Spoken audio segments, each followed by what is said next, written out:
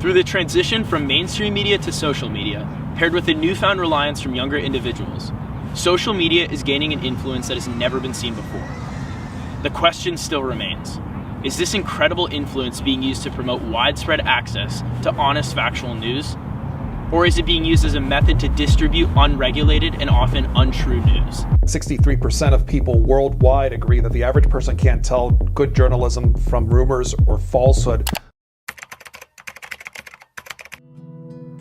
Right now, we are seeing in the dawning days of this new information age, the age of the internet, a lot of the negative effects of what can happen when the only motive to content is whether or not it sells, whether it agitates.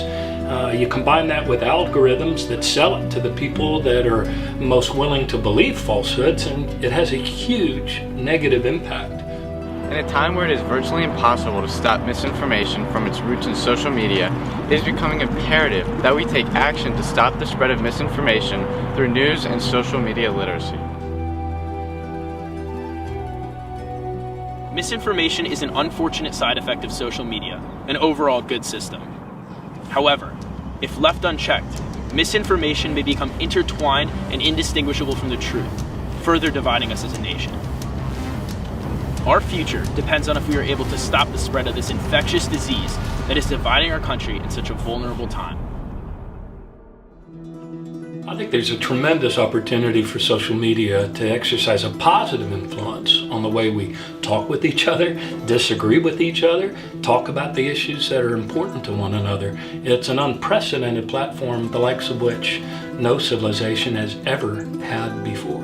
This fall we ran the largest voting information campaign in U.S. history, so we estimate that we helped about 4.5 million people register to vote, and we also estimate that we helped about 100,000 people last September sign up to be poll workers.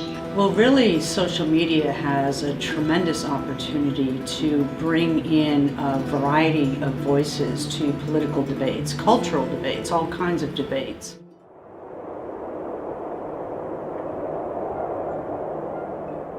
Social media, in many ways, provides a positive that has never been seen before. In a time of such national vulnerability, how can we, as consumers, demand accurate information from social media? It's hard for people to process everything in a headline or a tweet. And a lot of us are just reading headlines in our news feeds. So the trust is based on, I'm not sure what. We just have a flood of information.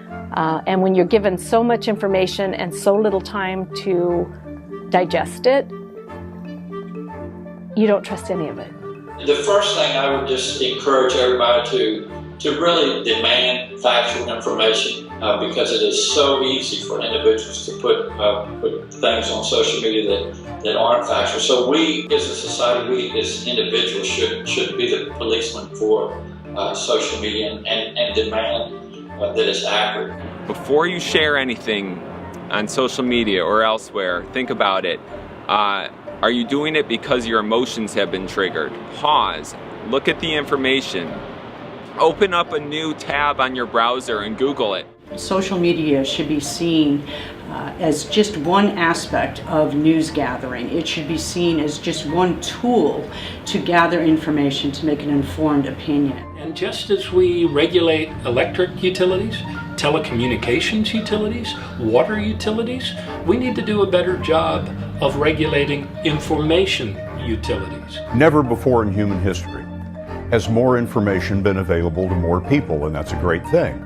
But it's also true that for the first time, never in our history has more bad information been available to more people. We need to have a renewed commitment to democracy, more than just in word, but also in action. And social media is just another venue by which we can further democracy, and that's what's so beautiful about it.